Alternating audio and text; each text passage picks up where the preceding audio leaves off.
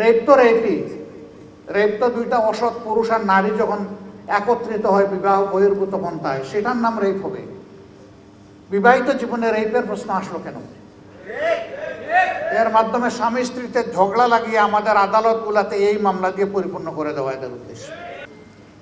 প্রথম কথা হলো, গঠিত ওই কমিশন এই জাতির চিন্তা চেতনা, তাহজিব, তামাদ্দুন এবং বিশেষভাবে আল্লাহ তাআলার আইনের বিরুদ্ধে অবস্থান নেওয়ার কারণে তারা প্রত্যাখ্যাত বলে আমরা ঘোষণা করছি। এদের রিপোর্ট বাড়তি করার কোনো ব্যাপার নাই, এদেরকেই আগে প্রত্যাখ্যান করতে হবে। এরা প্রত্যাখ্যাত হলে এদের রিপোর্টও শেষ। 2 নম্বর, আমাদেরকে একটু ভাবতে হবে আমাদেরকে কোন দিকে নিয়ে যাওয়ার জন্য জোর করে চেষ্টা করা হচ্ছে। আমাদের শিশুকালে আমরা দেখেছি আমাদের শিক্ষাদান শুরু হতো মক্তবের পাঠ দিয়ে।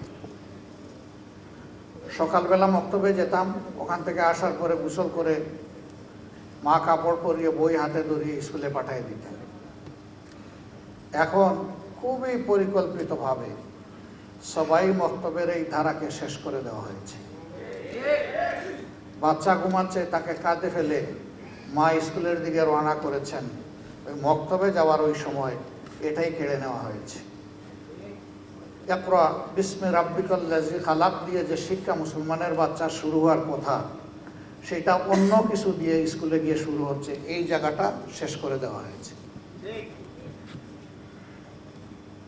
সেই প্রজন্মেরই কিছু লোক হয়তো আজকে তারা গোটা নারী সমাজের প্রতিনিধিত্বের কথা বলে সমাজকে বিভ্রান্ত করছেন। তারা কারা? কোরআনের সংস্কারের দাবি নিয়ে আমাদের সামনে এসেছেন। আমাদের কোনো অধিকার আছে তাদেরকে এই অধিকার দেওয়ার? আমরা কে? এই কোরআন আল্লাহ তাআলা নাজিল করেছেন এবং এটার হেফাজতের দায়িত্ব আল্লাহ স্বয়ং নিজে কবুল করেছেন। কিয়ামত পর্যন্ত কেউ এখানে কোনো পরিবর্তন আনতে পারবে না। এরা এত দুঃসাহস কিভাবে দেখালো যে বাংলাদেশে কোরআনের আয়াত এরা পরিবর্তন করে ফেলবে? হ্যাঁ, নিশ্চয়ই তাদের পিছনের কোনো শক্তি তাদেরকে উস্কানি দিচ্ছে। কেন এই মুহূর্তে উস্কানিটা কেন? এই সরকারের তো এটা এজেন্ডা হওয়ার কথা না। আরও বহু গুরুত্বপূর্ণ বিষয় রয়ে গেছে, ওগুলা বাদ দিয়ে ওগুলা নিয়ে কোনো কুল কিনারা নাই। হঠাৎ করে এটা সামনে নিয়ে আসা কেন? এর মূল কারণ, স্বাধীন বাংলাদেশে 54 বৎসরে মানুষ যা আশা করেছিল পেয়েছে তার উল্টাটা। এই সমাজকে বিভিন্নভাবে কুড়ে কুড়ে ধ্বংস করা হয়েছে। এখন এদেশের দিনদার ইমানদার যে শক্তিটা জেগে উঠেছে, তাকে নিয়ে মানুষ নতুনভাবে স্বপ্ন দেখা শুরু করেছে। এই জায়গায় ইসলামের শক্তির মুখোমুখি আরেকটা শক্তিকে দাঁড় করিয়ে দেওয়া হচ্ছে, জনগণের দৃষ্টিকে ভিন্ন দিকে প্রবাহিত করার জন্য, নিয়ে যাওয়ার জন্য। অতীতের সকল চক্রান্ত এদেশের মুসলমানরা ঐক্যবদ্ধভাবে প্রতিহত করেছেন। ইনশাআল্লাহ এই চক্রান্ত টিকবে না, এটাও ভেসে যাবে ইনশাআল্লাহ। এরা শুধু আল্লাহ তাআলার কোরআন বিরোধী প্রস্তাবনা নিয়ে আসে নাই, এরা নিজেরা স্ববিরোধীও বটে। একদিকে তাদের ভাষায় তারা নারী পুরুষের সমান অধিকার চায়, আবার তারা বলতেছে সব জায়গায় এত % কোটা নির্ধারণ করতে হবে। তো এটা তো স্ববিরোধী হয়ে গেল না? অধিকার যদি সমান হয় কোটার প্রশ্ন আসবে কেন? যার যার যোগ্যতা প্রমাণ করে নিজ জায়গায় চলে যাও, তাইলে তো কোটার দরকার নাই।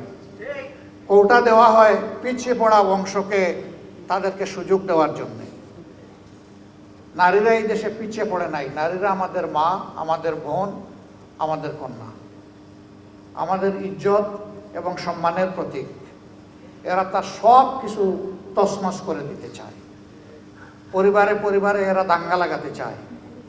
এখানে প্রস্তাবনায় ম্যারিটাল রেপ বলে একটা কথা এসেছে। প্রাণ সসের মাখামাখি টেস্ট নুডলসকে করে তোলে আরো ইয়ামি, আরো জোস। তাজা পাকা টমেটো আর সিক্রেট রেসিপি কম্বিনেশনে প্রাণ সসের বস। রেপ তো রেপই, রেপ তো দুইটা অসৎ পুরুষ আর নারী যখন একত্রিত হয় বিবাহ বহির্ভূত পন্থায়, সেটার নাম রেপ হবে। বিবাহিত জীবনে রেপের প্রশ্ন আসলো কেন? এর মাধ্যমে স্বামী স্ত্রীতে ঝগড়া লাগিয়ে আমাদের আদালতগুলোতে এই মামলা দিয়ে পরিপূর্ণ করে দেওয়া এদের উদ্দেশ্য। এরা সমাজের বিপর্যয়ের জন্য এই প্রস্তাবনাগুলো এনেছে। এই জন্য আবারও বলি, এ টু জেড আমরা এই কমিশনই মানি না। কিসের ওদের আবার রিপোর্ট? কমিশন থাকলে রিপোর্ট হবে। যদি এই সংক্রান্ত নারীদের অধিকারের কোনো জায়গায় যদি ক্ষুণ্ণ হয়ে থাকে, সেইটাকে যদি আবার সামনে আনতে হয়, তাহলে অবশ্যই এ দেশের বেশিরভাগ মানুষের ঈমান, আকীদা, তাহজিব, তামাদ্দুনের উপরে যারা বিশ্বাস রাখেন তাদেরকে বাদ দিয়ে নয়, তাদেরকে প্রাধান্য দিয়েই কমিশন গঠন করতে হবে। এই কমিশনে দুঃখজনকভাবে সেই রকম একজন নারীকেও রাখা হয়নি। এখানেই তো এটা পক্ষপাত দুষ্ট। আমরা এটা মানব না, আমাদের সাফ কথা, এটা মানব না আমরা। এর জন্য কোনো আন্দোলনেও আমরা যেতে চাই না, কিন্তু যদি আমাদেরকে বাধ্য করা হয় অবশ্যই আমরা আন্দোলন করব। সম্মানিত ভাইয়েরা, যেহেতু নামাজের সময় হয়ে গেছে, আরও গুরুত্বপূর্ণ ব্যক্তিরা রয়েছেন, তারা কথা বলবেন। এই জন্য আমি আমার দলের পক্ষ থেকে আজকের এই আয়োজনের প্রতি পূর্ণ সংহতি প্রকাশ করার জন্য এখানে এসেছি। ইনশাআল্লাহ আমরা হাতে হাত ধরে দিন এবং সমাজের সকল কল্যাণকর কাজ একসাথে করবো ইনশাআল্লাহ। এবং আমরা বার্তা দেব যে আমাদেরকে ভাগ ভাগ, টুকরা টুকরা করে তোমরা আমাদের মাথায় আর কাঁঠাল ভেঙে খেতে পারবে না।